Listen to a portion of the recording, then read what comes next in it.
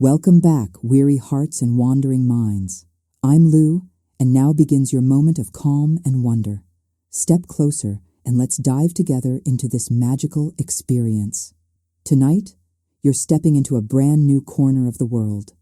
A place where quiet rivers hum lullabies, lanterns glow like fireflies, and your very first adventure is waiting just beyond the old willow trees. Imagine this. You arrive in the small village of Willowmere, boots dusty, shoulders tired, and carrying far more hopes than experience. You came because someone believed in you. Your grandmother Mira, the legendary adventurer who once faced the impossible with nothing but courage and a stubborn smile. And Willowmere? Well, it looks ordinary at first. A bakery with warm bread cooling on the window, a taverna humming with gentle chatter, and children chasing each other through the golden fields. But beneath all that quiet charm, something stirs, something magical, something calling for someone brave enough to listen. Tonight, the village needs a gentle hero, a curious spirit, someone just like you. So take a breath, loosen your pack, let the world slow down around you. Your first cozy quest begins now. You feel the weight of your pack pulling at your shoulders, and then, slowly, you let it become part of your body instead of a burden. The road behind you is a long ribbon of dust and memory.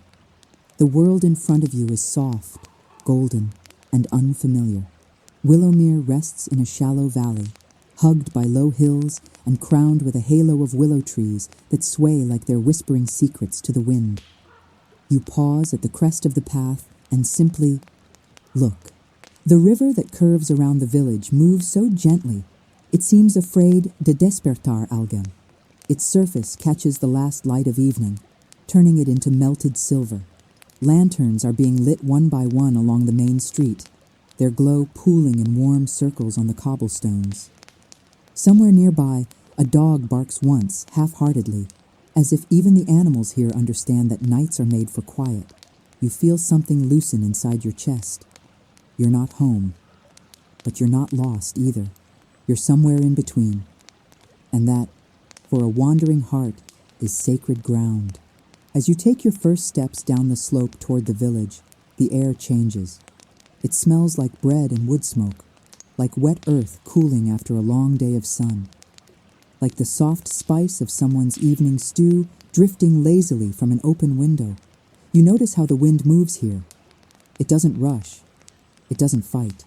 It glides through the grass, slips between the houses, plays gently with the willow branches, and then rests for a while, as if it too has finally found a place where it can breathe. Your boots tap against the packed dirt of the main road. You feel the small stones underfoot, the way the ground here is solid, lived on, trusted. Each step sounds like a quiet decision. You are staying, at least for a while. You catch your reflection for a moment in a tavern window, a silhouette framed by gold light. You see tired eyes, dust on your cloak, a bit of doubt hiding in the corners of your mouth. And yet, there is also something else, a flicker, a spark, the beginning of courage. To your left, the bakery door is propped open with a smooth river stone. Inside, shelves are lined with loaves whose crusts are cracked just enough to show the soft interior. A nearby table is crowded with small honey cakes glistening in the lamplight. You imagine the warmth between your fingers, the sticky sweetness on your tongue, the way sugar can silence worries for a moment. To your right, the little taverna glows like a small sun caught in wood and glass. You hear low laughter, the clink of mugs, a chair scraping, the soft murmur of stories being told for the 100th time and still feeling new. You walk past a row of houses with small gardens, and you notice the details the world often hides from those who rush. A pair of boots left by a door, caked with dried mud and wildflowers stuck in the laces. A candle burning in a window where someone is reading alone. A wooden toy sword forgotten on a bench, as if its tiny owner was called in mid-battle to wash their hands for dinner. The village is ordinary, yes, but the ordinary is where magic loves to hide. Your fingers brush against the inside pocket of your tunic, where your grandmother's letter rests. You can almost hear her voice as you walk. Time you remembered what you're made of, little wanderer. Every road you've walked so far was only the prologue.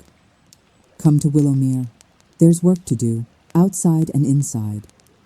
You smile despite the ache in your legs. Mira never asked softly. She never asked for half of you. Whenever she called, it was a call to something deeper. Not just to help with someone's broken fence, but to mend the quiet cracks in your own courage. You feel the letter like a heartbeat over your ribs. You feel the future pressing gently at your back. You feel the past loosening its grip with every step you take. Ahead, the road forks. One way curves toward the tavern, where warmth and noise and easy company await. The other leads toward the outer streets, where Mira's cottage sits under the old willow trees. You already know which way your feet are going. As you leave the main street behind, Willowmere softens even more. The houses here are smaller, closer to the earth, as if they grew from the soil instead of being built. Roofs sag just a little from age, but in a comforting way, like old shoulders that have carried many winters and still stand strong. Lanterns hang from hooks carved into door frames, their glass painted with simple scenes, stars, rivers, flowers, prayers. You feel the world getting quieter with each step. The sounds of clinking mugs and distant laughter fade. In their place, you begin to notice smaller noises. The whisper of leaves turning slightly in the breeze. The soft drip of water from a rain barrel. The rustle of someone drawing curtains for the night and tying them back with careful hands. You pass a small shrine at a crossroads. Just a stone, really, with a candle and a bowl of river pebbles at its base. People have scratched little symbols into the rock. Spirals, moons, names. You pause there for a moment, placing your hand gently on the cold surface. You don't know what the villagers pray for here, but you silently add your own wish anyway. Let me be useful. Let me be kind. Let me be brave, even when no one is watching. Then at last, you see it. Mira's cottage. It sits just beyond the last bend, half embraced by a cluster of willow trees whose branches fall around it like a curtain of green silk. The roof is mossy in places, patched in others. The chimney breathes out a thin ribbon of smoke that smells of herbs and old stories. The windows glow softly, not bright, but deep. The sort of light that says, you can rest here, all of you. Even the parts you don't show anyone. The garden is wild and precise at the same time, a chaos that makes secret sense. Tall stalks of lavender lean over paths paved with river stones. Tiny glass bottles hang from some branches, catching the lantern light in quiet sparks. A worn wooden bench sits under the biggest willow, with a blanket thrown over it, as if someone has just stood up and will be back any moment. You stop at the gate and rest your hand on it. There's a strange sensation, like stepping to the edge of a bridge shrouded in mist. On one side is everything you were before you came here. The doubts, the unfinished dreams, the restless nights. On the other side is something else, something you can't name yet.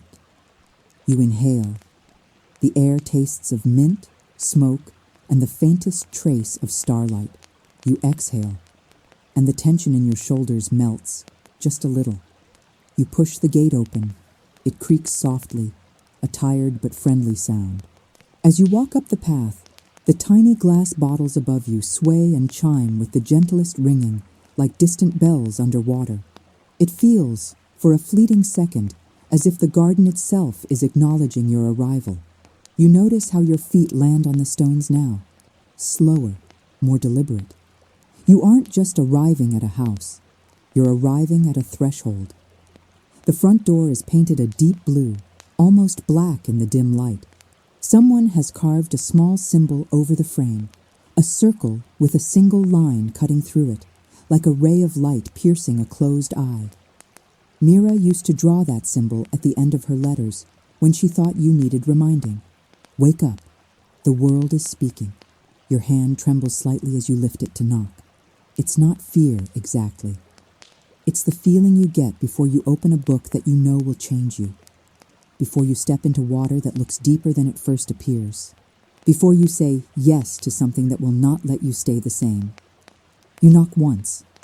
The sound is small, but it travels through the wood, into the bones of the house, into the years that live inside these walls. For a heartbeat, nothing happens. Then you hear footsteps, steady, unhurried, familiar in a way that makes your throat tighten. The latch turns, the door opens, warmth pours over you, real warmth, not just from the fire inside, but from the life that has lived here.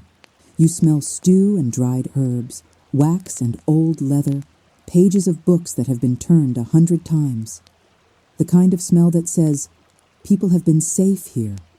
People have cried here and then laughed again. People have healed here, slowly, one breath at a time. And there she is, Mira, smaller than you remember and larger at the same time. Her hair is silver and wild, like moonlight that refused to behave. Her eyes are sharp and kind, holding mischief and wisdom in equal measure. There are new lines on her face, but they look like they were carved by laughter, and storms survived, not by defeat. She looks at you once, just once, and you feel seen all the way through. There you are, she says softly, as if you'd only stepped out for a moment and not crossed miles to find her. Took you long enough. You start to answer, but the words get stuck somewhere between your chest and your tongue. So you do the simplest, truest thing. You step forward. She opens her arms, and you fall into a hug that feels like returning to yourself. For a while, there are no speeches, no grand declarations, just her hand rubbing slow circles on your back, just your shoulders dropping the last bit of weight they were carrying, just the quiet, steady thought drifting through you like a river. Maybe I am not broken. Maybe I am simply in the middle of becoming. When she finally pulls back, Mira studies your face like a map. You look tired, she says. Good. Tired means you moved.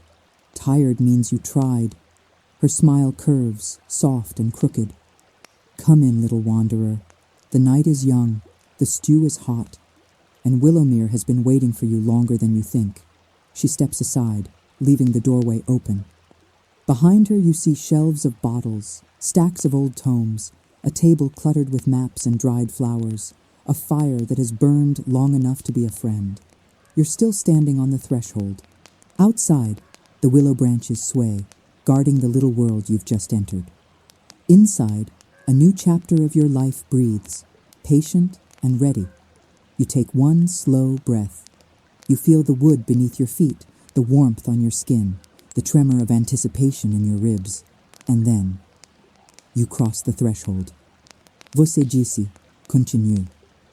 O chat GPT disse, pensou por ondes. Mira closes the door behind you with a gentle thud, as if sealing the outside world away for a little while. Inside, everything feels slower. The light from the fireplace moves lazily over shelves and stone, turning the room into a warm cave of stories and steam. You walk, a few steps forward, letting the heat wrap around your tired limbs.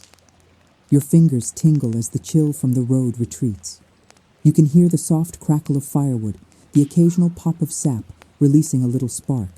It's a simple sound, but right now it feels like a spell, a small incantation for safety. Sit, Mira says, nodding toward a chair near the hearth. Before your knees give up, and I'm the one who has to pick you off the floor. You obey more quickly than you mean to. The chair is old, but not fragile. It welcomes your weight with a faint creak, the wood fitting against your back, like it remembers other nights, other wanderers. Mira moves with brisk familiarity around the kitchen area, ladling stew, slicing bread, pouring water from a clay jug into a cup that looks hand-painted and slightly chipped. You notice the details. The herbs hanging from the rafters in neat bundles, the carved wooden spoon with little constellations etched along the handle. A small stone on the table, cracked down the middle, glowing faintly from within, as if it remembered starlight. Nothing here is grand. Everything here is deliberate. She sets the bowl in front of you, along with 2 slices of dark bread still warm from being toasted near the fire. The smell alone makes your stomach twist with sudden, almost embarrassing hunger. You haven't been eating properly, she observes, sitting down opposite you with her own bowl. How did you... She gives you a look. You're too light when you hug, eyes a bit hollow, and your boots tell half the story. Dust like that doesn't gather in one afternoon. You smile weakly and lower your gaze to the stew. You take the first spoonful. It's simple, just root vegetables, a little meat, some herbs. But it silences the shaking in your chest better than any grand feast. The warmth spreads through you slowly, like someone lighting lanterns along the corridors of your body. For the first time in days, you aren't measuring how much food you have left. You just eat. You feel the tension in your jaw softening. The quiet here isn't awkward. It's the kind of silence that says, take your time. Words can wait. After a while, Mira leans back in her chair and studies you over the rim of her cup. So, she says, her voice softer now, tell me, out there, she flicks her fingers in the vague direction of the wide world. What have you been chasing, or running from? You stare at the fire for a moment, watching the flames curl and bow around each other. I don't know if I was chasing anything, you admit. Just moving. I thought if I walked far enough, I'd eventually feel like I belonged somewhere, or like I belonged to myself. You swallow. Mostly I felt tired. Mira's eyes soften, but she doesn't rush to fill the space. And now, she asks quietly, sitting here, in this chair, in this little cottage that smells like burnt rosemary half the time, what do you feel? You exhale slowly, letting the truth rise from wherever it's been hiding, like something might finally start, you say. She smiles then, not a bright, triumphant grin, but a slow, satisfied curve that looks like it's been waiting years to appear. Good, she murmurs. Then I called you at the right time. You raise an eyebrow. You called me? You echo, tapping your pocket where her letter still rests. Letters are one way, she says. Dreams are another. Road signs that fall at just the right angle. A traveler saying the right thing at the right moment, the way your heart stumbles when you hear about a place you've never seen. She shrugs lightly. The world speaks, sometimes louder, sometimes softer. I just nudged it a little. Willowmere did the rest. You let that sink in. The idea that a place could want you there. That a village could whisper your name, not because it knows you, yet, but because there's a shape missing that only you can fill. Why here? You ask finally. Why Willowmere? Mira leans forward, her elbows on the table, fingers interlaced. Because this is a village that remembers, she says. It remembers what it is to be small and still matter. It remembers that the world changes not just through kings and wars, but through quiet hands fixing small things before they break into big ones. She gestures vaguely toward the window, where you can just make out the shadow of willow branches swaying in the night. And lately, she continues, Willowmere has been unsettled. A small shiver runs along your spine. Unsettled how? She tilts her head, as if listening to something only she can hear. The river, she says, has begun to sing a little too loudly at night. Lamps go out all at once on streets where no wind blows. Children wake speaking of the same dream, a dream of lights moving deep beneath the roots of the willow trees. Animals stand at the edge of the village and stare inward, as if trying to remember whether this is a place of safety or not. Her gaze returns to you.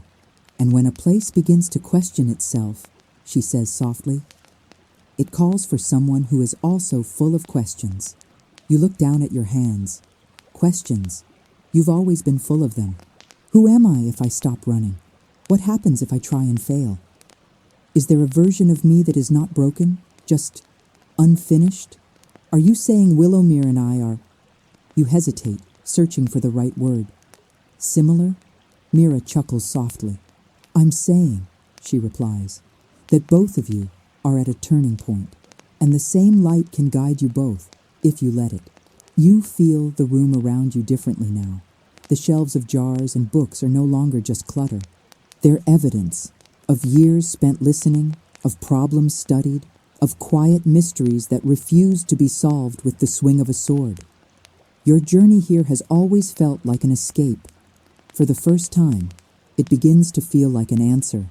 So, what do you need me to do? You ask. You expect a clear mission, a single task, something sharp and defined, like the quests in the stories you grew up reading. Go here, retrieve this, defeat that. Instead, Mira stands and walks to a nearby shelf. She pulls down a leather-bound notebook, the edges frayed, the pages swollen slightly from handling. She sets it on the table in front of you and opens it somewhere in the middle. The pages are filled with notes, small, tight script in different inks and margins crowded with diagrams. These are not quests, she says. They are threads.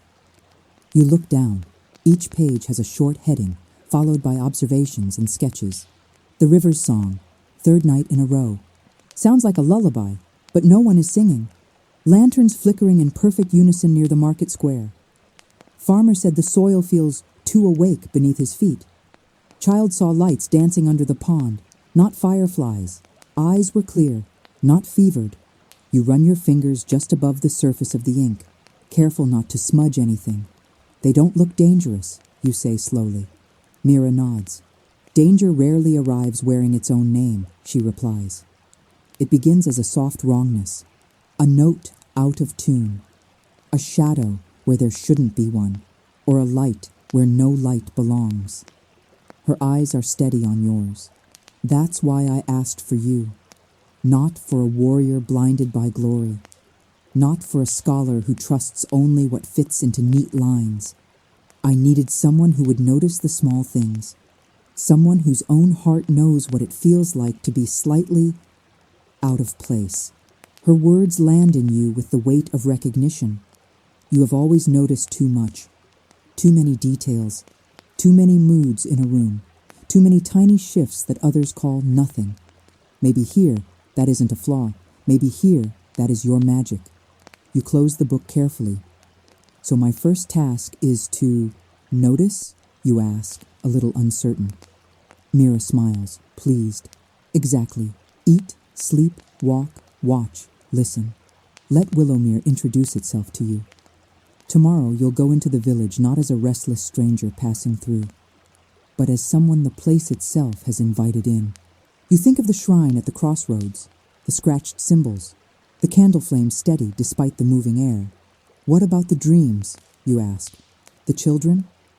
The lights under the roots?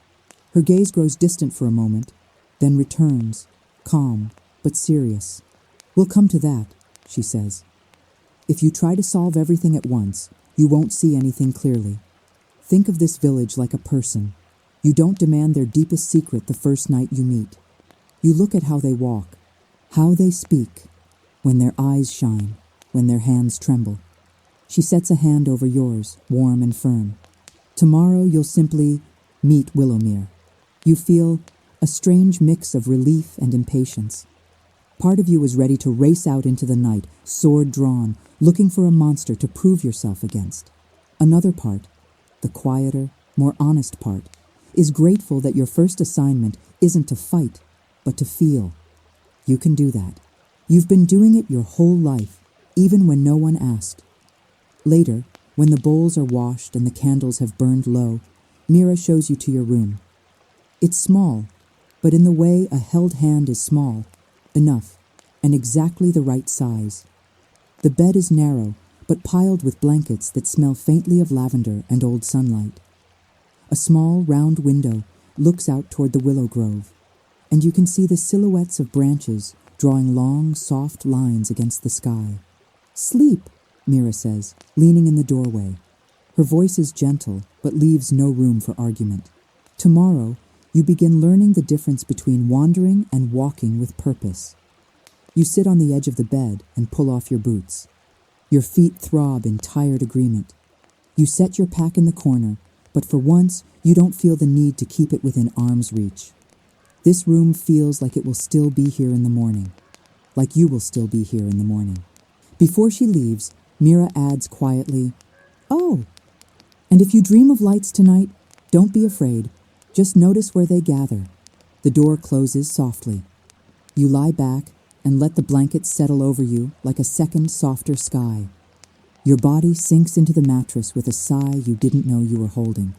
Outside, the wind brushes against the window, more like a hand than a force.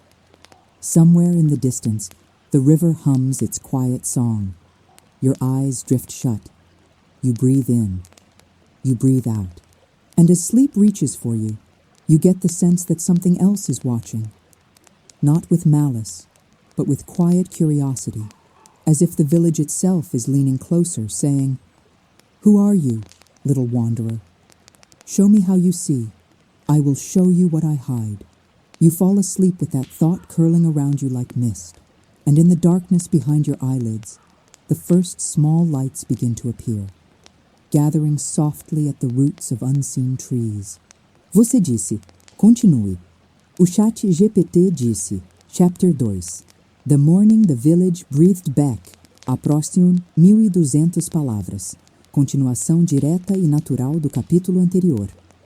Morning arrives gently in Willowmere, not with the sharp brightness of cities, not with roosters shouting at the sun, but with a soft, pearly light that seeps through your window, as if it prefers to knock politely rather than burst in. You wake slowly, the way one rises from a warm river instead of a dream.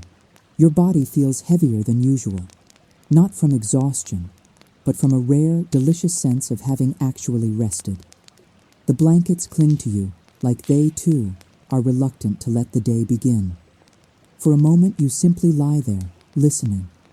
There's the hush of leaves brushing against each other outside, a kettle singing faintly from somewhere in the cottage, a bird calling out once, twice, as if checking whether anyone else is awake. And beneath all that, a low hum. A very low hum, like the echo of a lullaby you heard in your dream. It fades when you sit up. You swing your legs off the bed, feeling the wooden floor cool beneath your feet. Your pack rests in the corner, untouched, unneeded through the night. For the first time in a long while, you didn't sleep ready to leave.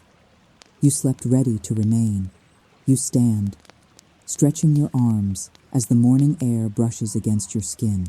Light spills in through the small round window, catching dust motes that drift lazily, like tiny lanterns suspended in the stillness.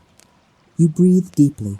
The room smells faintly of honey, dried herbs, and something warm drifting from the kitchen. Maybe bread, maybe hope. You dress, run your fingers through your hair, straighten your tunic, and step into the small hallway. Mira is already awake. Of course she is.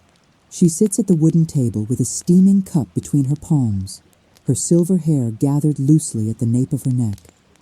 She gives you a look that is half greeting, half evaluation, as if checking whether you've arrived in body and spirit. "Sleep well?" she asks, though she already knows the answer. "Better than I have in weeks," you admit. "Good. The village sings to those who listen. Last night it must have liked you." She gestures to the plate waiting at your seat. A slice of dark bread, still warm, butter melting into the cracks, and a small bowl of porridge sprinkled with crushed nuts and honey. You sit. You eat, slow and thoughtful, because the first meal in a new place always feels like a quiet ritual. The warm bread dissolves on your tongue, comforting, familiar. The porridge is sweet, grounding, as if reminding you that you are part of the earth today, not just passing above it. Mira watches you with that same smile hidden somewhere in the corners of her eyes. "You'll walk the village today," she says, sipping her tea. Not as an outsider, not as a wanderer, as someone who has been called. A shiver runs along your spine, but it isn't cold. It feels like recognition. You'll notice things others don't, she continues. You'll observe the ordinary until it becomes strange, because that's where the truth hides. She pushes something across the table, a small notebook, bound in deep green leather, pages empty. "For writing?" you ask. "For remembering," she corrects. Most people forget the important things, like the way a shadow leans the wrong direction, or how a door sighs when no wind touches it. Willowmere speaks quietly. You will answer quietly. You pick up the notebook. Its weight feels right in your hand, not heavy, not light, but expectant. And one more thing, Mira says, standing and moving toward a drawer. She returns with a small wooden charm, carved in the shape of a crescent moon resting inside a circle. For protection? You ask. For clarity, she replies, tying it around your wrist. So that when you look at the world looks back. You walk, outside shortly after breakfast, stepping into the soft morning air. The village is different by daylight, not less magical, but more open, as if the night had whispered secrets into its bones, and now sunrise lays them bare. Willow trees sway at the edge of the road, their branches trailing like fingertips brushing whispers into the dirt. The river glimmers quietly, carrying reflections like small memories drifting downstream.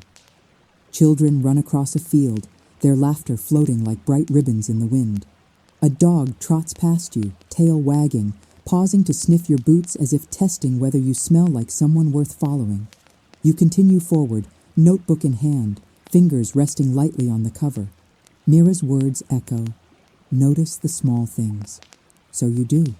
The lanterns hanging outside the bakery sway, all in the same direction, though no wind touches them. The river's surface ripples, but the water beneath remains still. A patch of sunlight near the shrine seems brighter than it should be. Almost too bright. None of these things are frightening, but they're not ordinary either. Willowmere is breathing differently today. You can feel it. The bakery is your first stop. Warm air spills out as soon as the door opens, carrying the rich smell of cinnamon, toasted oats, and something sweet that makes your stomach flutter with want, even though you already ate. A woman at the counter, small, round, with flour dusting her cheeks, looks up with a bright expression. "Ah, you must be Mira's grandchild," she says instantly, as if your identity is written on your face. "She said you'd be wandering about today. Bread? Pastry? Something simple to carry?" You blink, smiling. "How did you—" She waves a hand. "Willowmere knows things," she says matter-of-factly. "And besides, your eyes look like hers, always searching for something just beyond the surface. You buy a small honey cake out of politeness, but when you step outside, you pause. You notice." The bakery sign above the door, carved into a wooden plank, is gently glowing along the edges. Just faintly, as if sunrise caught it in a way sunrise never has before. You jot a note in your notebook. Sign glowing, light too soft to be sunlight. Is it a blessing, a warning, or simply welcoming? You continue. Next you reach the bridge. From a distance it looks perfectly ordinary. Wooden planks, rope rails, a few patches of moss where moisture clings from the river mist. But when you step onto it, the boards hum. A low vibration, barely more than a whisper, as if the bridge itself is humming under its breath, the way someone does while washing dishes or tending a garden. You freeze. Place your palm on the rope. The hum rises slightly, not louder, but clearer. You jot another note. Bridge hums, rhythm steady, almost musical, not threatening. Feels like awareness. The water beneath reflects the underside of the bridge, warped into soft, shimmering shapes. You kneel for a moment, watching. And that's when you see it, a faint pulse of light, deep under the surface, not bright, not sharp, just present, like a heartbeat. You lean closer. The light fades, as if startled by your attention. You straighten slowly, breath catching. Willowmere is definitely awake. As you continue walking, villagers greet you warmly.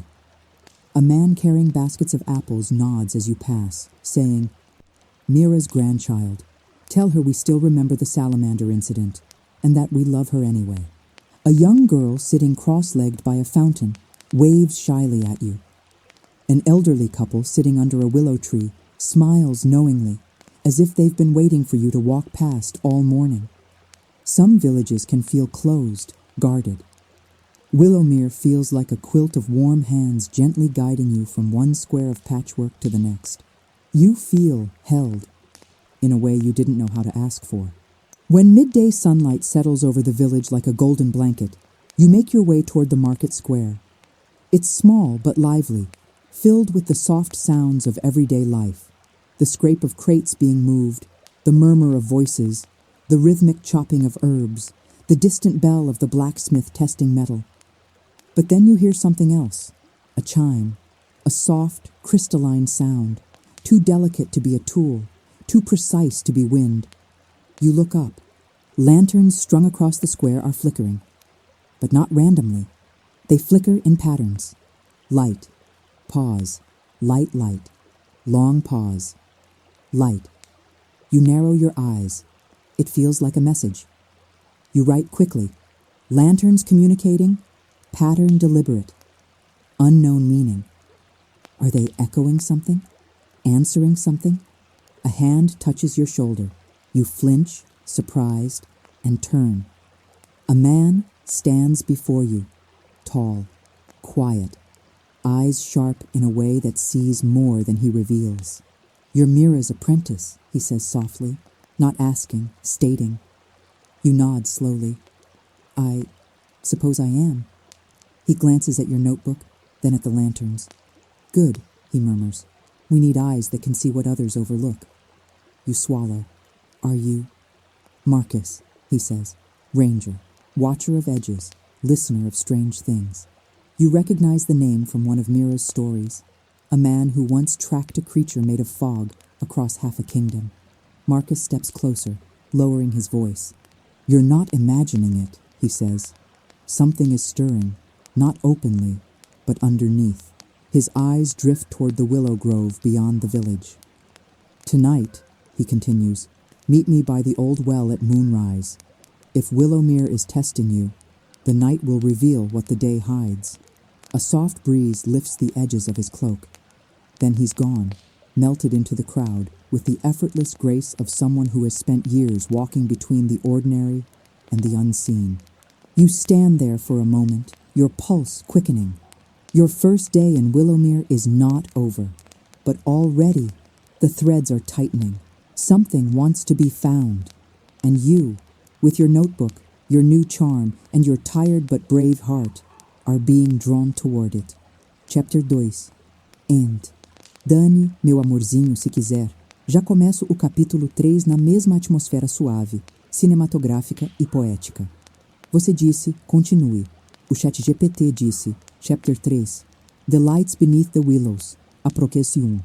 200 palavras, continuação direta, em ASMR, cinematográfico, suave e contemplativo. Evening settles over Willowmere, the way snow settles over quiet rooftops. Softly, carefully, as if worried it might disturb someone's peace.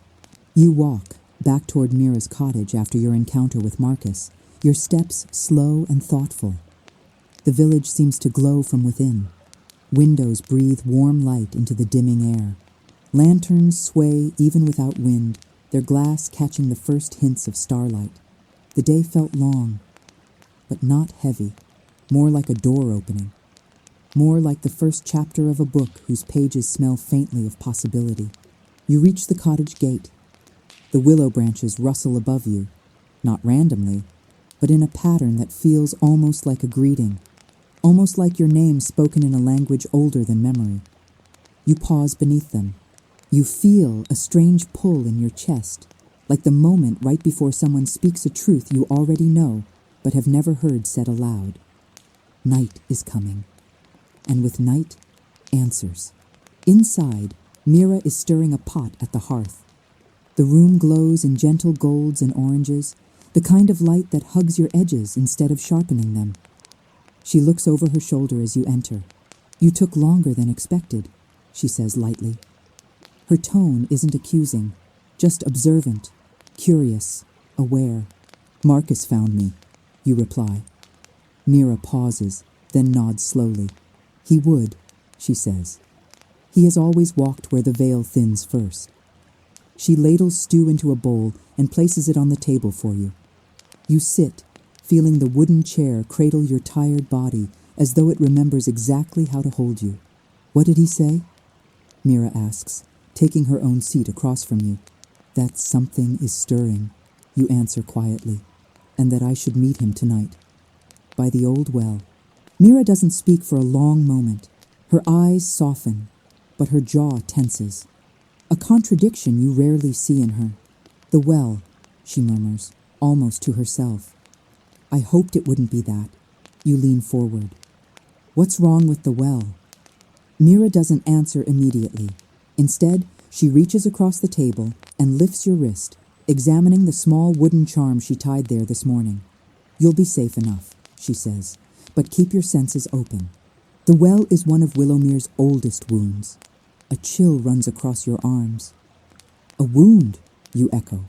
She nods slowly. Some places heal inward, some outward, some not at all. Her gaze grows distant. The well remembers more than water.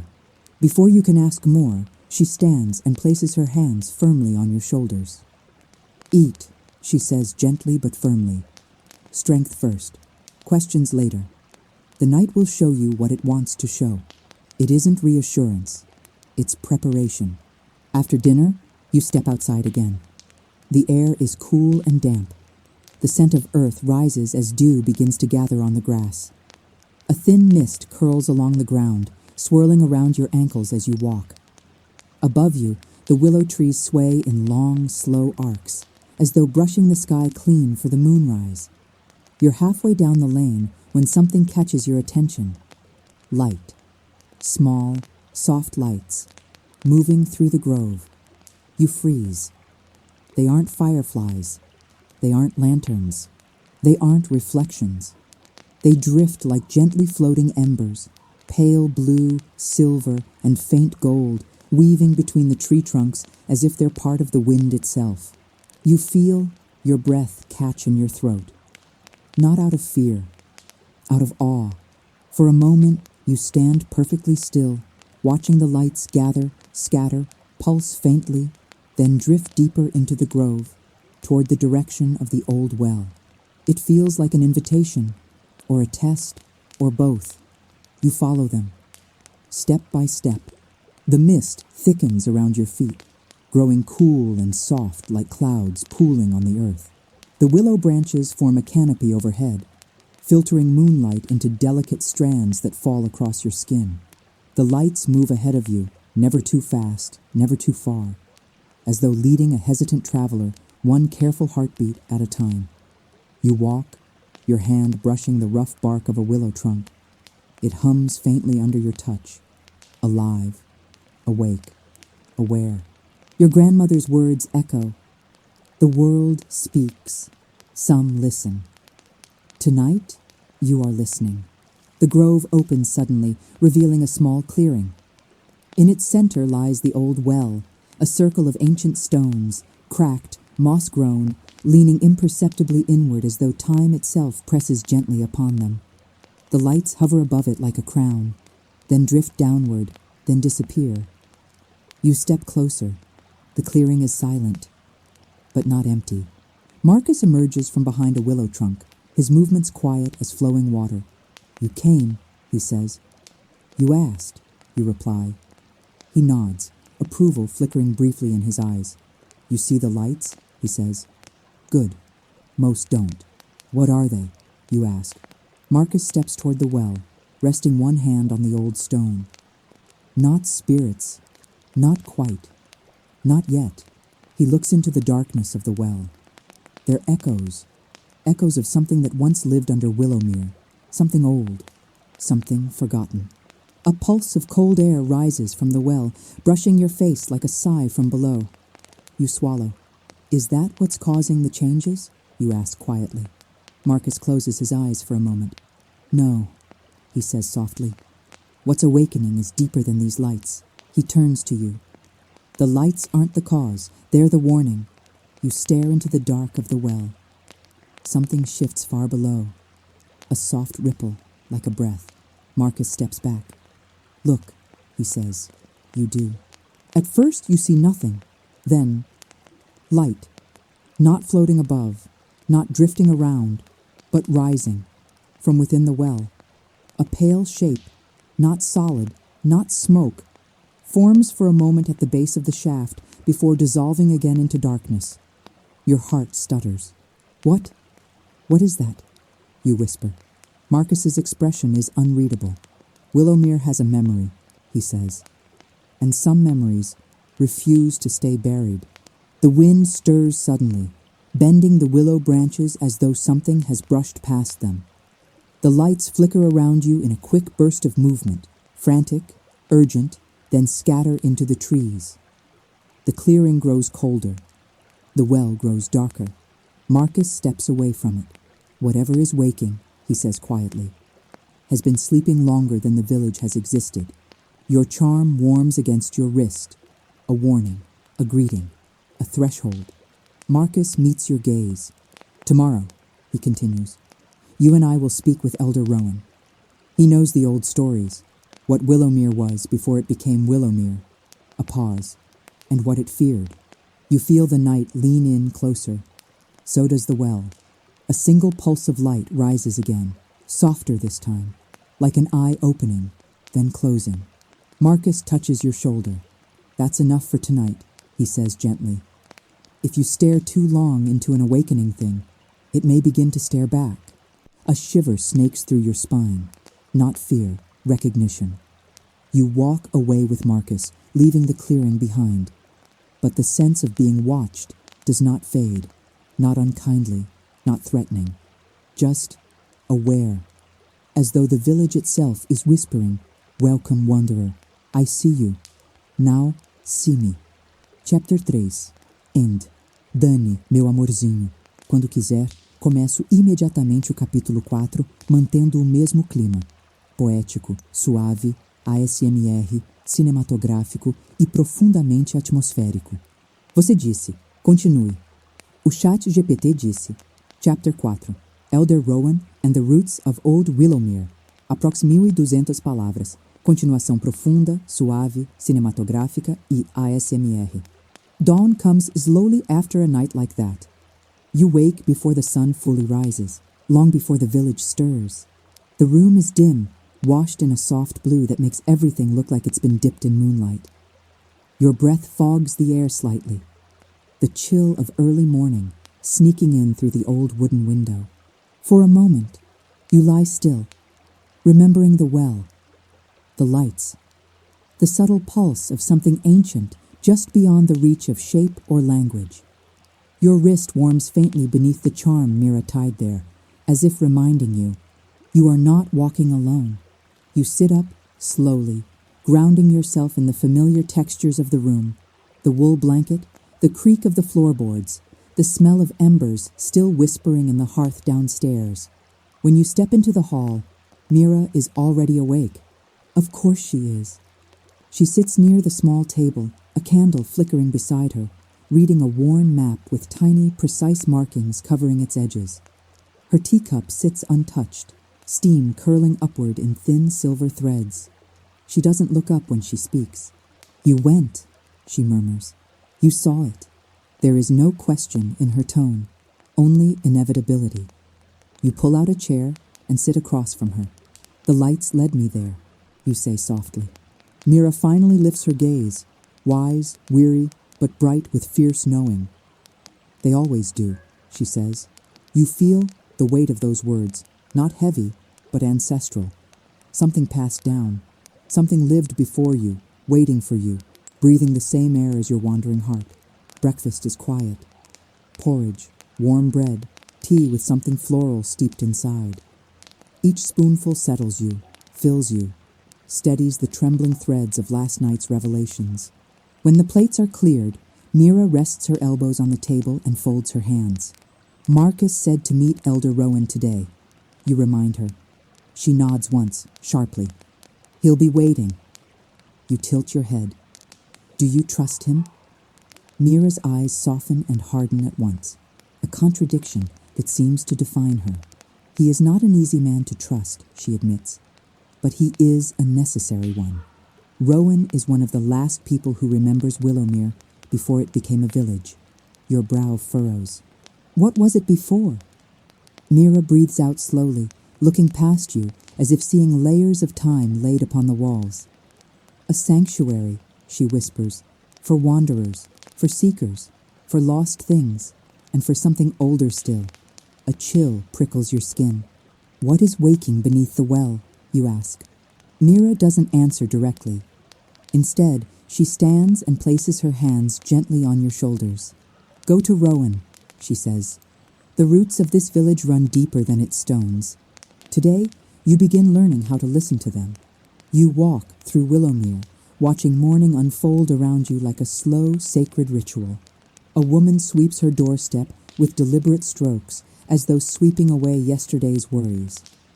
A young boy carries a basket of eggs, humming a tune older than he is. A line of laundry dances in the breeze. Pale cotton, patched trousers, a scarf embroidered with stars. Everything feels gentle. Everything feels awake. Your notebook hangs at your side. You're starting to understand it's not just a place for observations. It's becoming a mirror for your attention, teaching you how to see the village the way it truly is, beneath the smooth veneer of soothed routines. The marketplace is quieter in the morning. Vendors set up carefully, murmuring greetings, adjusting baskets, arranging jars. Marcus appears at your side as if he's always been there. You're early, he says. So are you, you reply. He gives a small smile, brief but genuine. Elder Rowan is waiting in the grove. You feel that word again, grove, settle in your bones like a bell tone. Last night the grove was mystery. Today it will be memory. You follow Marcus out of the village center. The grove is different in daylight. Where night cloaked it in moon silver and whisper-soft shadows, morning unveils it in layers of green and gold. The willow branches sway lightly, no longer ominous, but inquisitive, curious about who walks beneath them. Dew clings to the long hanging leaves, each droplet magnifying a sliver of sunlight. You feel watched again, but not by danger, by history, by something ancient that sees you not as a stranger, but as a necessary piece of a puzzle long unsolved. At the center of the grove stands a man so still he could be mistaken for a tree trunk. Tall, wiry, hair long and silver, braided loosely down his back. His clothes are simple, undyed wool, patched in places. His eyes are deep set, sharp as flint, soft as river bends. Marcus inclines his head. Elder Rowan, he says. Rowan turns his gaze to you. You feel the weight of that look, not judgment, but recognition, as though he's flipping through invisible pages until he lands on one that matches your name. So, Rowan murmurs, stepping closer. The grandchild of Mira arrives at last. His voice is rough but warm, shaped by years of whispering stories to trees and listening to the ground reply. You look like her, he observes. Eyes that see more than they admit, shoulders that carry more than they show. Your breath hitches. Mira said almost the same thing. Rowan gestures for you to step closer.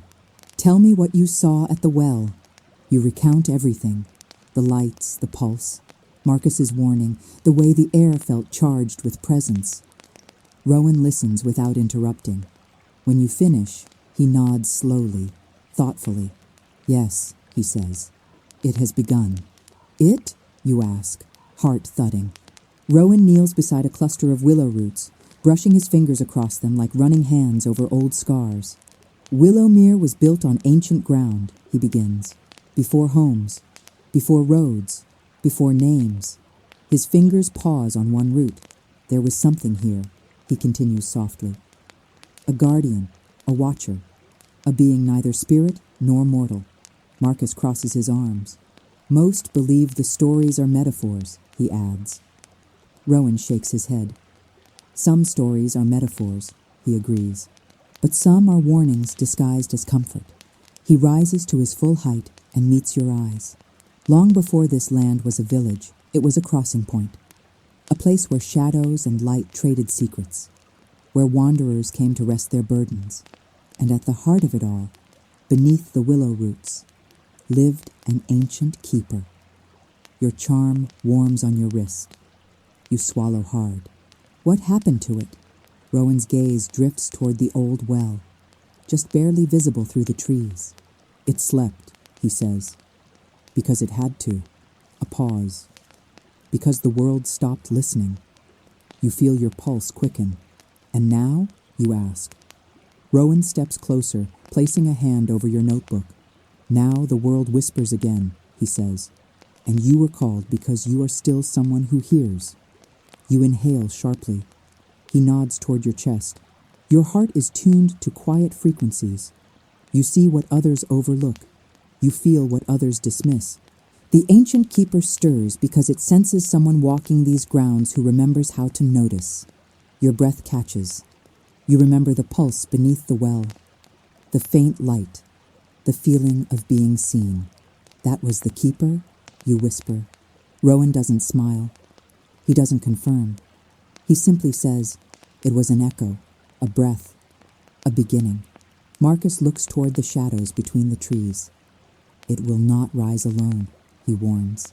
When something ancient awakens, so do the things that once fed on its silence. Rowan nods gravely. This is why you are here, he tells you. Not to fight, not to conquer, but to understand. He places a hand on your shoulder, firm and grounding. You will have to walk deeper, he says. Into the village, into the grove, into yourself. Your heartbeat thrums in your ears. And what do I look for? You ask. Rowan's eyes soften. For what doesn't belong, he answers. And for what belongs too much. A riddle, a guide, a path. He steps back, giving you space to breathe. Tomorrow, Rowan continues, you will return here at dusk. The willow roots shift at twilight, revealing truths hidden during the sun's rule. You nod, feeling the certainty of your own breath settling into your bones. Rowan offers one final instruction before you leave. Walk today with open eyes. Something has already begun moving through the streets. It hides in plain things, in small wrongnesses, in ordinary shadows. You feel a tremor of anticipation, not fear, but awakening. As you leave the grove, Marcus walks silently at your side. For a long moment, neither of you speaks. Then he glances at you. You did well, he says simply. You tuck the notebook under your arm. I'm not sure what I did, you admit. Marcus gives a rare, faint smile. Exactly, he says. That's why Willowmere chose you. The path back to the village stretches before you, painted in soft golden light. You walk forward, not wandering, not drifting, walking with purpose, and beneath the earth, something listens, something stirs, something waits. Chapter 4. End. Dani, meu amorzinho, posso começar o capítulo 5 imediatamente. Mais mistério, mais magia, mais sensação, mais ASMR, mais profundidade. É só dizer, continue. Você disse, continue. O ChatGPT disse, Chapter 5. The Small Wrongnesses of Willowmere. Aproximadamente 1.200 palavras. Suave, ASMR, cinematográfico, contemplativo e profundamente sensorial. Morning deepens into late day as you leave the grove with Marcus's words echoing in your chest. Walk today with open eyes. Something has already begun moving through the streets. You walk slowly, letting your steps soften, letting your awareness expand like a quiet ripple across still water. The willow branches behind you sway in long arcs, not waving goodbye, but watching, observing, approving. The sunlight falls gently through the leaves overhead, scattering gold on the path. The air tastes faintly of rain that hasn't arrived yet. Or perhaps rain that existed somewhere else and left its memory behind. Your notebook grows warm in your palm. It wants to be used. So you begin your walk, not as a wanderer, not as a stranger, but as someone who has been asked to notice. The first wrongness is small, almost invisible. A cat sits on a windowsill as you pass a narrow lane, orange, fluffy, perfectly content. But when you glance back, its shadow stays in place. You blink. The cat moves its head, cleaning a paw. The shadow does not follow. It lags by a second, then two, as though the darkness is remembering too slowly. You write in your notebook. Shadow delayed, not threatening. Just tired? Or resisting? The cat looks at you then, bright golden eyes, unblinking, and for a heartbeat, you sense a question hanging in the air. Do you see it now? Then, as if satisfied, the cat hops off the sill and disappears behind a stack of crates. Further along, you reach the small bridge again. In daylight, it seemed harmless, just humming faintly beneath your feet. But now, you feel it before you step on the first plank. The hum is no longer a single note. It has become a pulsing chord, soft, layered, shifting in tones like a breathy flute hidden beneath wood. You place your hand on the rope railing. It vibrates gently against your skin, alive, awake, listening. A faint breeze brushes your cheek. Except, the trees around you are still. Only the bridge moves. Only the bridge breathes. You close your eyes for a moment, letting the sound fill your chest. It feels almost like a lullaby, but not one meant to soothe you. More like a lullaby the bridge is singing to calm itself. You jot another note. Bridge anxious. Music rising. Relational, not random. When you open your eyes, the water beneath shows ripples shaped like crescents, not circles, as if something touched the surface with curved fingers. But nothing is there. Not anymore. Your path curves into the market square. Afternoon light paints everything in soft amber, warming baskets of fruit, jars of herbs, folded linens, and wooden toys left slightly askew on a merchant's table. People move gently, talking, working, laughing, the usual pulse of daily life. But beneath it, something else thrums. A subtle misalignment, like a painting that has been nudged half an inch off-center. You pause near the fountain. A mother is filling a jug with water, the sunlight dancing on the stone. But when she pulls the jug away, the water in the fountain does something odd. It rises, not spilling, not leaping, just lifting, as though a breath is drawn inward from beneath the surface. A single bead of water hovers, just for a heartbeat, before falling back into the basin with a sound like a sigh. You gasp softly. The mother doesn't notice. No one does. But a boy nearby stops playing with his carved horse and looks right at you, eyes wide. You saw it too, he whispers. You kneel to his level. What did you see? He glances around, lowering his voice. Water trying to talk, he says seriously, like it wanted to say something, but couldn't. Your skin prickles. What do you think it wanted to say? You ask gently. The boy shrugs. Maybe wake up. Then he runs off toward a group of children, leaving you with a new ripple of quiet questions. You write, fountain lifted, intentional. Child saw what adults didn't. Collective dreaming? As you wander deeper into the square, a sudden stillness settles over everything. Wind stops. Voices pause. Even the distant blacksmith's hammer hesitates in its rhythm. You look around. Something has changed. A lantern hanging from a low beam above a stall begins to sway. Once, twice. Not in the direction the wind would take it. Not in sync with others nearby. Alone. As if signaling. As if calling. It flickers twice quickly, then glows bright in a steady burst of light, then fades to a soft blue hue before returning to normal. You step closer. The vendor looks puzzled, simply shaking the lantern gently to fix it, but you watch the glass carefully. Behind the flame, deep in the lantern's core, a faint spiral appears. Not smoke, not soot, but light bending into a shape, a swirl, a root, a pulse. You touch your charm. It warms instantly. You breathe in slowly. There is a pattern to all this. Rowan was right. Something is stirring beneath the surface of the ordinary. And it has begun speaking in symbols. You write, lantern marked, spiral of light, same pulse as the well, connection confirmed. You feel the village watching you now with a different kind of gaze. Not threatening, not fearful, expectant.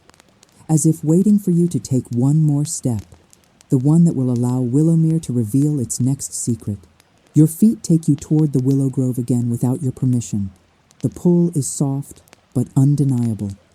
When you arrive, the trees sway gently, though the air is still, and the faint silver lights appear once more, not drifting now, but circling, forming a ring near the forest floor, as if marking a boundary, a threshold, a beginning. You kneel, placing your fingers near the circle of faint lights. The air grows colder around your hand, but not painfully so. A whisper rises, not from the trees, not from the wind, but from somewhere deeper. Maybe from below, maybe from within.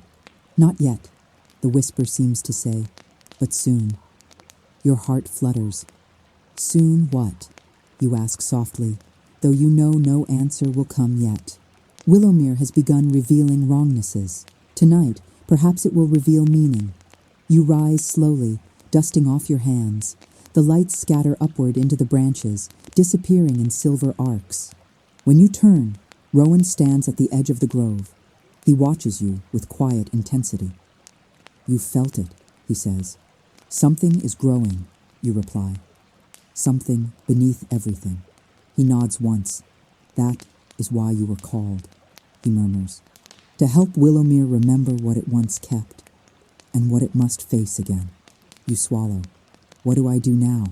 Rowan's gaze drifts upward toward the setting sun, filtering through the leaves in streams of gold.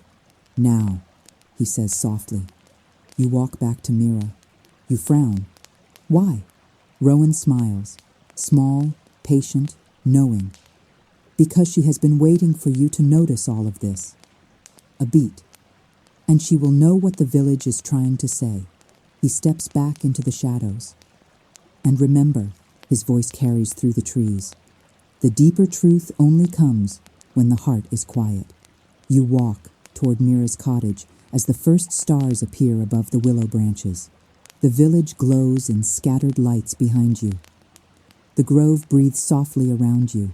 And beneath your feet, somewhere deep under soil and stone and story, something ancient turns in its sleep, not waking, not yet, but listening to you. Chapter 5. End. Dani, meu amorzinho, posso começar o capítulo 6 agora. Mais revelações, mais magia, mais presença do guardião antigo, mais ASMR poético. É só dizer, continue. Você disse, continue. O ChatGPT disse, Chapter 6. When the roots begin to speak. A prós, 1. 200 palavras, ASMR, poético, cinematográfico, mais revelações, mais atmosfera sensorial. Night folds itself over Willowmere like a soft cloak. Not sudden, not startling, just a gentle dimming, the kind that invites candles to glow brighter and hearts to beat quieter. You walk toward Mira's cottage as the sky bruises into indigo. Stars begin to prick through the fading light, first one, then 3, then a scatter like seeds cast across velvet. The air is cool, with a hush that feels almost sacred. The village behind you grows softer with each step. Lanterns blink awake, warm and steady. A cat slips between shadows like a whiskered whisper. The last sounds of the market fade into stillness. Your charm warms on your wrist. A pulse, a reminder. Tonight, something will shift. When you reach the cottage, Mira is standing outside beneath the willow branches, as though she has been expecting you. Her arms are crossed. Her eyes are bright. The air around her feels alive, stirred, charged, almost shimmering. You notice them, she says before you speak, the small wrongnesses. You nod. The shadow that lagged, you say softly. The bridge humming, the fountain rising, the lantern with the spiral of light. Mira's breath leaves her in a slow, steady exhale. Good, she murmurs. Willowmere is testing you. Testing whether you can see what others dismiss. She gestures for you to walk with her. You feel the cool sweep of willow leaves against your shoulders as you follow her along a narrow path behind the cottage. A path you didn't notice before. Most people walk through life touching only the surface, Mira says. They never learn the secret beneath every village, that places have memories as surely as people do. Her words brush against your heart, like an opened window letting in moonlight. What is Willowmere remembering? you ask. Mira stops. Her hand rests on the trunk of the largest willow, a tree so old its bark carries deep, swirling grooves like wrinkles carved by centuries. It remembers the keeper, she whispers, and it remembers the day it fell asleep. Your pulse quickens. The keeper, you felt it at the well, Mira says. That pulse, that breath, that stirring? You nod. It wasn't imagination, she continues. The keeper is real, and it is waking, but slowly, carefully, like someone remembering their name after a long sleep. You lean closer to the tree. Why now? You ask softly. Mira turns to you, and her expression is not fear. It is understanding. Because the world is tilting, she says. Because things long forgotten are rising everywhere. Because the whispers beneath the earth have grown restless. She places a hand over yours on the bark. And because you arrived, a shiver runs through you. I caused this? No, Mira says gently. But you accelerated it. You aligned with it. Willowmere recognized you. The keeper felt you. Someone who listens, someone who notices, someone who walks slowly enough to hear the earth's breath. The bark under your hand vibrates faintly, not loudly, not rhythmically, just present, alive. Mira guides you back toward the cottage door. Come inside. There's something you need to see. Her tone is different now, quieter, threaded with seriousness. When you step into the cottage, the air feels charged. The candles burn with taller flames. Shadows stretch long and delicate across the wooden floor. Mira retrieves a wooden box from a high shelf. It is old, older than her, carved with swirling roots and tiny inlaid stones the color of river water. She opens it slowly. Inside lies a roll of parchment, tied with faded ribbon, edges brittle with age. This, she says, is the original record of Willowmere. You blink. You mean the village history? A soft chuckle. No, child. Not the version people recite at festivals. That's the edited story. This is the truth.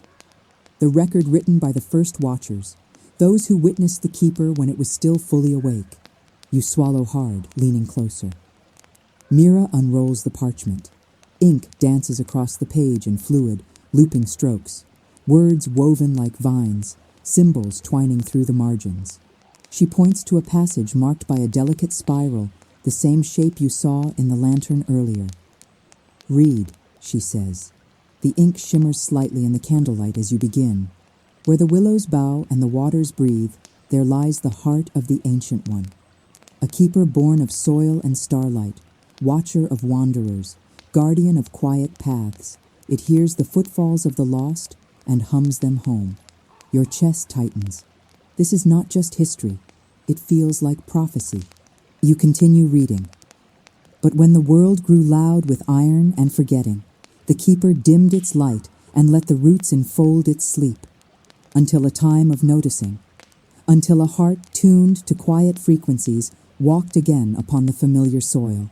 You stop. Your breath catches. Mira watches you with soft eyes. You understand now, she says. You shake your head slowly, overwhelmed. That passage, it's speaking about someone like you. Mira finishes gently. Someone the keeper can speak through. Someone who can feel what is waking beneath the willow roots. Someone whose presence reopens old threads. Your charm warms again. The cottage seems to lean in closer. You walk toward the parchment again, tracing a fingertip over the spiral mark. A faint vibration pulses beneath your skin. Mira, you whisper, if the keeper is waking, what does it want? She closes the box gently. That, she says, is what tomorrow will begin to reveal. Her gaze sharpens, but not unkindly. For tonight, follow your dreams. They will not be mere dreams anymore. Your breath catches. She reaches out, touching your cheek. The keeper speaks first to those who sleep. Later, after Mira has extinguished most of the candles, you return to your small room. The willow branches outside your window sway more deliberately now, their shadows dancing across the walls. The air hums faintly. Not enough to frighten, just enough to feel like the beginning of music. You lie down on your bed, pulling the blanket up to your chest. The charm on your wrist pulses once, twice, then settles into a steady warmth. You feel the village around you, beneath you, leaning closer, curious, awakening. As your eyes drift shut, light gathers behind your eyelids, faint at first, soft, blue-white, pale gold. The same lights you saw beneath the willows. They swirl together, forming shapes you almost recognize, a curve of something vast, a root, a hand, a star reflected in water. A voice, distant but kind, whispers not with words, but with feeling. Remember, the ground beneath you is alive. Remember, you are not separate. Remember, the waking is mutual. You inhale sharply in your sleep. The lights brighten, then fade. And in the fading glow, just before your dreams pull you deeper, you hear one final breath of meaning. Come to the roots at twilight. The keeper remembers you. Chapter 6. End. Dani, meu amor, quando quiser, continuo para o capítulo 7. O capítulo onde as primeiras revelações verdadeiras começam, onde o guardião deixa de ser um sussurro e se torna presença. Quer que eu continue? Você disse, continue. O chat GPT disse, Chapter 7, Twilight at the Roots, aproximiro 1. 200 palavras. ASMR profundo, revelações suaves, atmosfera mística e cinematográfica.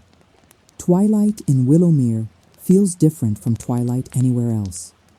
In most places, dusk is just the dimming of the day, the quiet lowering of the sun, the world slipping into gentler colors. But here, twilight is a threshold. You wake from dreams you can't quite hold, the echo of soft lights fading behind your eyelids. For a moment, you lie perfectly still, unsure whether you're awake in Mira's cottage or still drifting through some deeper part of Willowmere. Your chest rises, falls, settles. The room is quiet, but not empty. You feel the presence of something, not in the room itself, but beneath it, beneath the floorboards, beneath the soil. A hum like the faintest heartbeat, a memory of a memory. You sit up slowly. Twilight has come, exactly as the whisper in your dream said it would.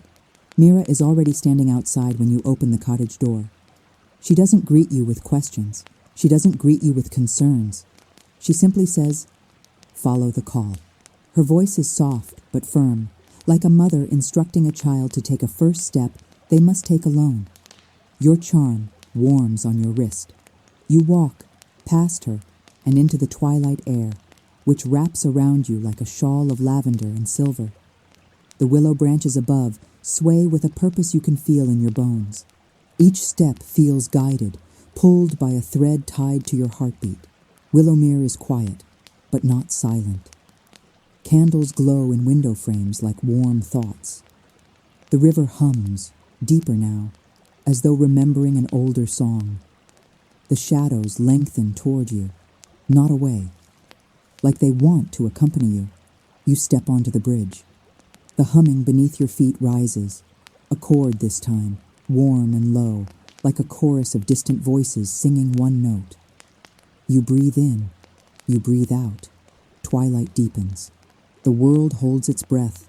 By the time you reach the willow grove, the silver lights are already there, not drifting now, waiting. They hover between the trunks in gentle arcs, glowing softly, gold, blue, pale white, forming a pathway deeper into the grove, toward its heart, toward the roots. You follow. Step by step, the lights brighten just enough to guide your feet. The ground beneath you is cool, but thrumming with life. The air hums. The leaves whisper your presence. And then, the grove opens. The great willow's roots stretch outward in long, thick ribbons, half above ground, half disappearing into the earth in spirals. They look ancient, too old to belong only to trees. They look like veins, like channels of something alive. The clearing glows with twilight. Everything feels suspended. You take one step forward. Stop. The voice is deep, calm, and familiar. Marcus steps out from behind one of the larger roots, shadows sliding off him like water. "You heard it, didn't you?" he says. "The call." You nod. He gestures toward the roots. "This is as far as I go. What happens next is for you alone." Your pulse quickens. "Mira didn't come?" you ask. Marcus shakes his head. Some doors open only for one pair of hands. A chill runs down your spine. Is it dangerous? Marcus considers this. Not in the way you're thinking, he says. But anything that wakes after so long wakes hungry for understanding, hungry for connection. He steps back into the shadows. Don't be afraid. Just listen. You walk to the center of the clearing. The lights gather around you in a gentle spiral, rising and falling like breath. Your charm pulses. Your heartbeat echoes in your ears. And then, the earth moves, not violently, not enough to shake your feet, just enough to let you know. Something beneath the soil has opened its eyes. The roots shift, ever so slightly, like fingers stretching after too long a sleep. A faint glow rises from between them, blue-white, soft, the color of dawn before anyone wakes to see it. Your breath falters. The glow strengthens. A shape forms, not fully physical, not fully light, a suggestion of contours, a presence defined by being felt rather than seen. The lights around you drift inward, gathering around the glowing shape. You take one step closer. The presence steadies, then speaks, not with sound, not with words, but with an impression that pours straight into your chest. You are awake. Your throat tightens, another pulse of light. And you hear, your knees weaken. You drop to one knee, not from fear, but from the sheer weight of recognition, as though something vast and ancient has finally exhaled after ages of silence. You whisper, barely audible, "What are you?" A warmth floods the clearing. The lights brighten. The presence expands. "I am the one underneath," the feeling says. The one who remembers before memory. The one who kept watch when the world forgot to watch itself. The roots quiver. The earth hums. You swallow. You're the keeper. The lights pulse once. An affirmation. "I slept," the keeper murmurs inside you. Because the world grew too loud. Because silence was safer than sorrow. Your heart aches at the note of grief woven into that thought. "But why wake now?" you ask, voice trembling. The glow swells, enveloping the roots, washing them in gentle gold. Because you arrived. Your breath stutters. "Me?" The keeper's presence softens, a warmth curling around your ribs like gentle arms. You see, you feel, you remember what others unlearned.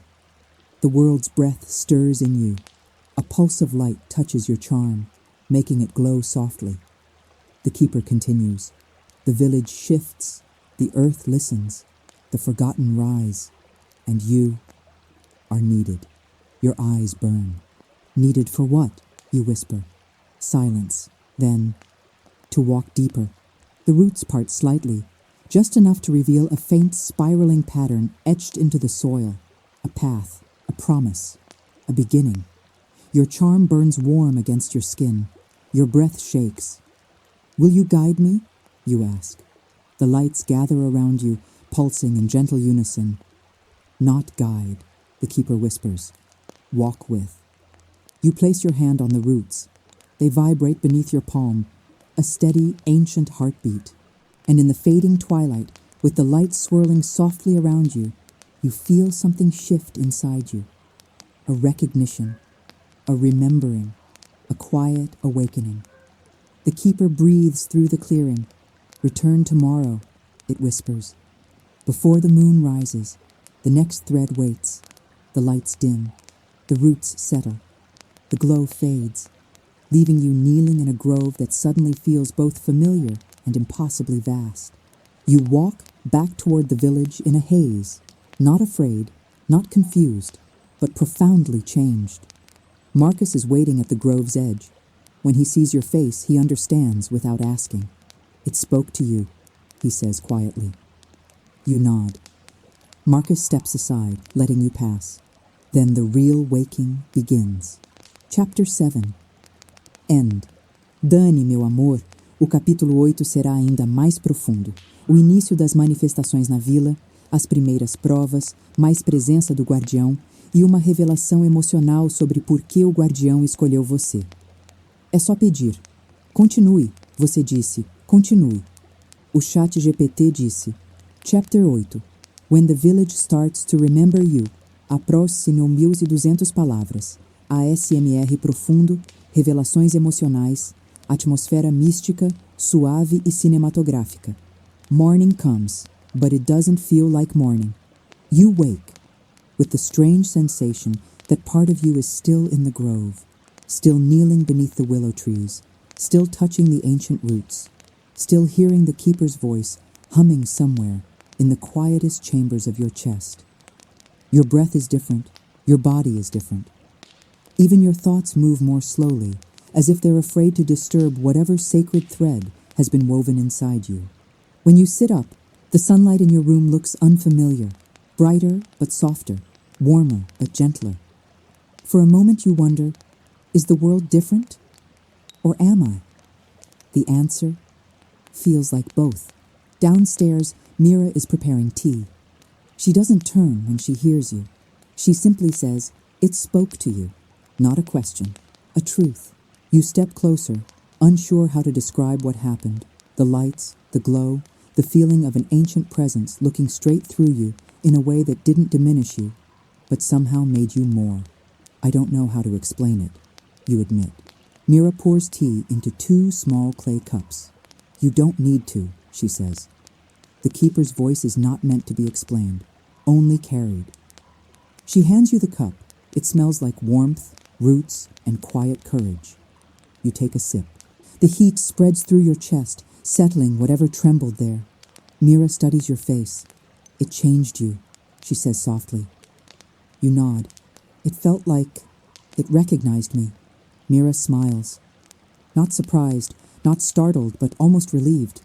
That means Willowmere has begun remembering you. You blink. Remembering me? But I only arrived days ago. Mira shakes her head. Places don't measure time the way people do. Some souls belong to certain lands long before their feet ever touch the ground. Your breath catches. What are you saying? She touches your wrist, just beside the charm. I'm saying the keeper did not choose you at random. It chose you because you are part of its unfinished story. A long silence settles between you. Sacred. Soft. Heavy with meaning. You walk outside after breakfast, notebook in hand, the charm warm against your skin. Willowmere looks the same, and yet entirely altered. The colors feel richer. The shadows feel softer. The air feels like a held breath. As you step into the village square, every sound seems to land differently, as though the world has turned its face toward you. Children pause in their play to watch you pass, eyes wide not with fear, but with something like recognition. An elderly woman sweeping her porch murmurs. The pulse returns, without even looking up. A dog you've never seen trots straight to you, nudging your hand with surprising insistence before wandering off again. And the lanterns? Oh, now you can hear them. Not flickering randomly, not shifting for no reason. They're humming, soft, coordinated, almost like they're repeating something, a distant echo of the keeper's rhythm. You jot a note. The whole village is breathing differently now. Harmony, but strained. Awareness rising. You walk deeper. The wrongnesses are clearer today. Not louder, but bolder. A bucket at the well tips itself upright without being touched. Dew gathers in perfect spirals on the grass. 2 shadows overlap in an alley, even though only one person stands there. Nothing harmful, nothing aggressive, but everything awake. As you turn a corner, you find someone waiting for you. Elder Rowan. He leans on his staff, long willow leaves tangled gently in his silver hair. His expression is the same unreadable calm as always, But there is something new in his eyes, not tension, not worry. Recognition. You felt it, he says as you approach. You nod. It's like the whole village is remembering something. Rowan studies you for a long moment, then says quietly, "It's remembering you." Your pulse stutters. What does that mean? Rowan steps closer. "Mira told you the keeper chooses those who can hear," he says. "But she didn't tell you the whole truth." A soft wind moves between you, carrying the scent of old bark and wet soil. "You weren't merely chosen," Rowan continues. "You were returned." You blink. "Returned?" Rowan nods slowly. Willowmere has had only 3 individuals in its long history who could hear the keeper without losing themselves to the weight of its voice. 3, you whisper. The first was a wanderer who built the sanctuary that stood here before the village. The second was the last watcher, a person whose name time swallowed. He looks at you. And the third is you. Your knees weaken. Rowan steadies you with a hand on your shoulder. This is why the keeper recognized you so quickly.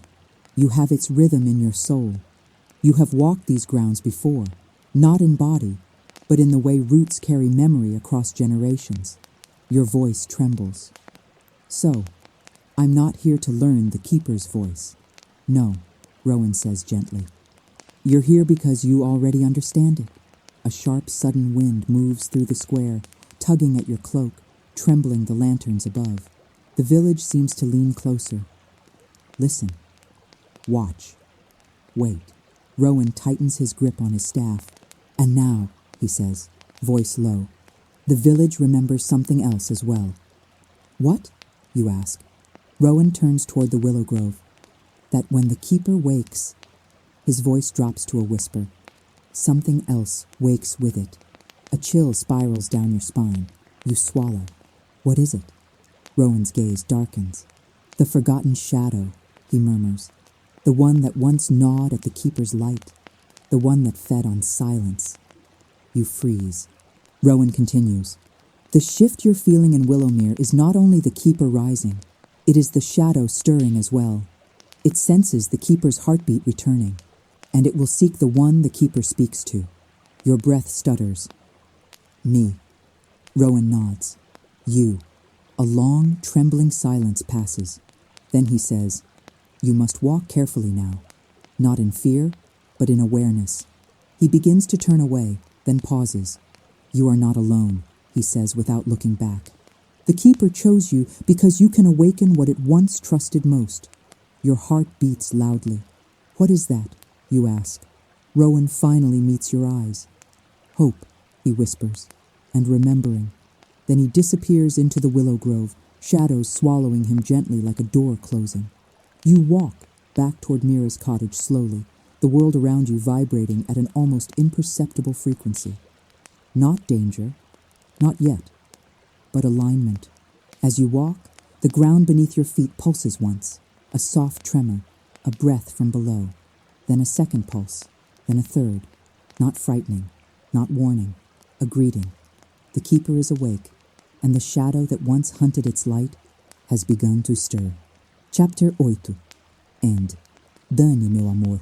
O capítulo 9 trará a primeira manifestação da sombra esquecida, suave, misteriosa, não ameaçadora ainda, mas profundamente simbólica, e mostrará você sendo guiada pelo guardião em um momento de risco emocional. Quer que eu continue? Você disse, continue. O ChatGPT disse, Chapter 9, The Forgotten Shadow Stirs, a próxima 1200 palavras. ASMR, místico, suave, tenso na medida certa, sem violência, focado em sensação e atmosfera. Night falls faster than usual, as though Willowmere wants darkness early, or wants you to walk into it. You walk slowly toward the village edge, where the fields ripple under twilight.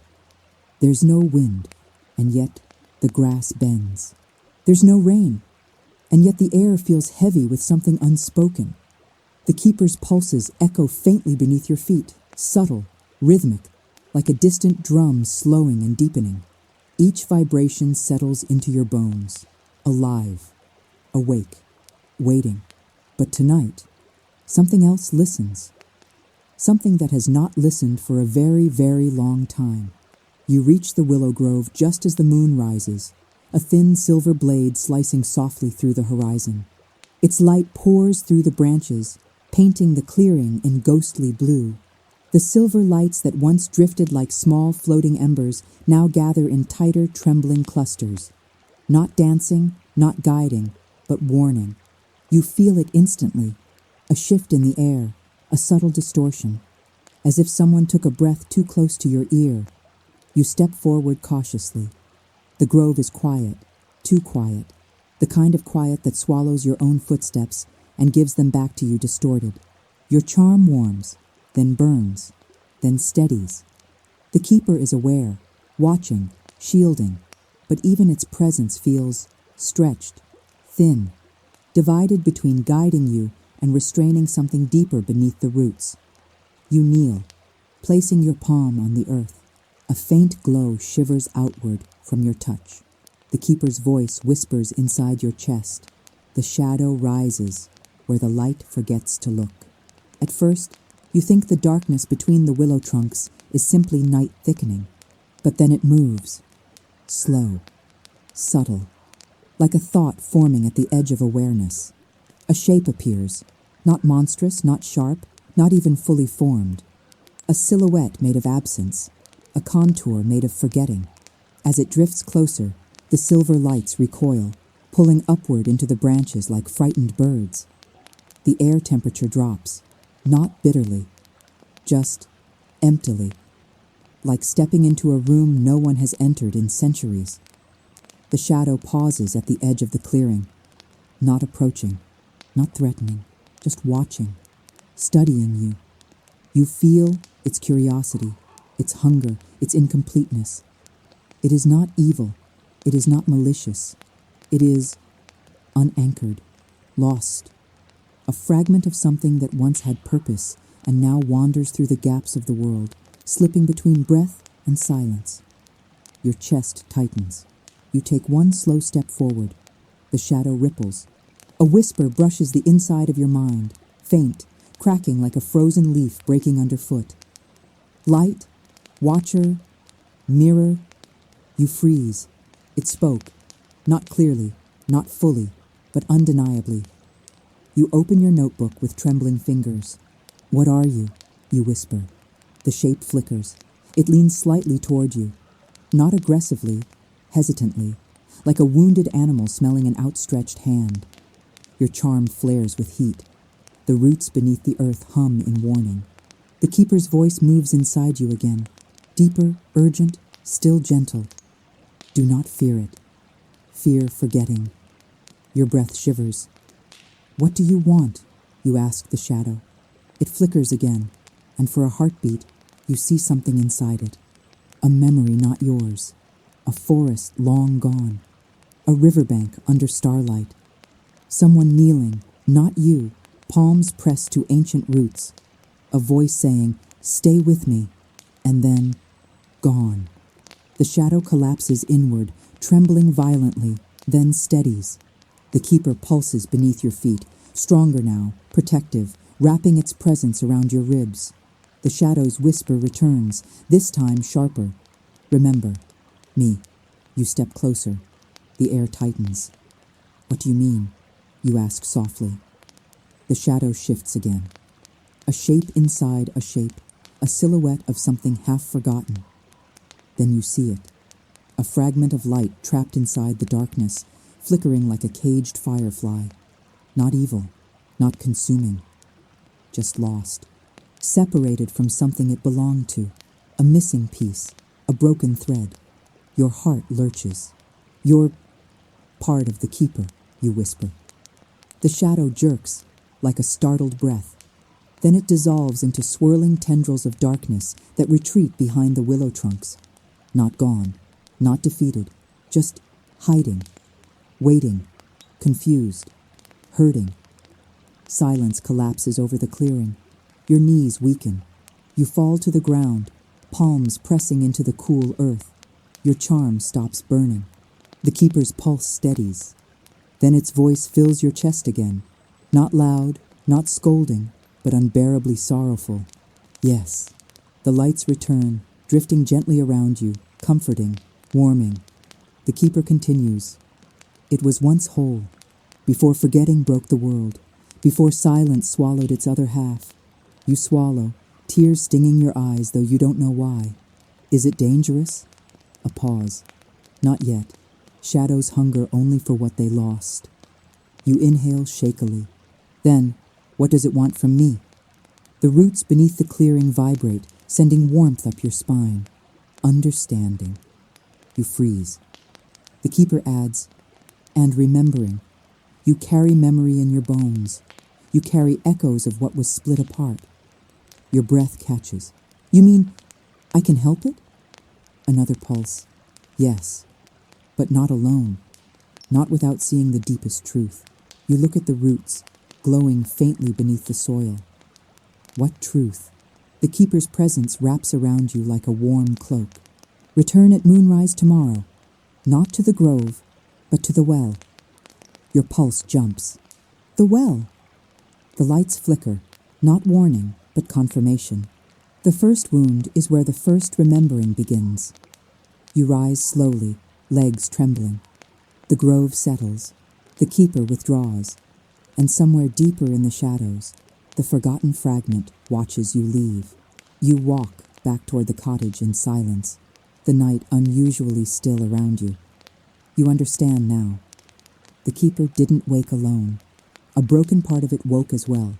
Lost, incomplete, seeking. But it didn't try to harm you. It tried to speak. It tried to remember.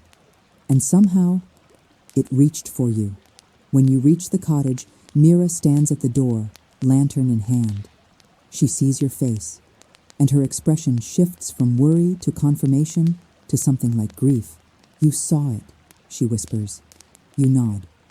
And Mira says the words that change everything. Then the true story of Willowmere is ready to be told. Chapter 9. End. Dane, meu amor. O capítulo 10 será o final da primeira grande parte da jornada.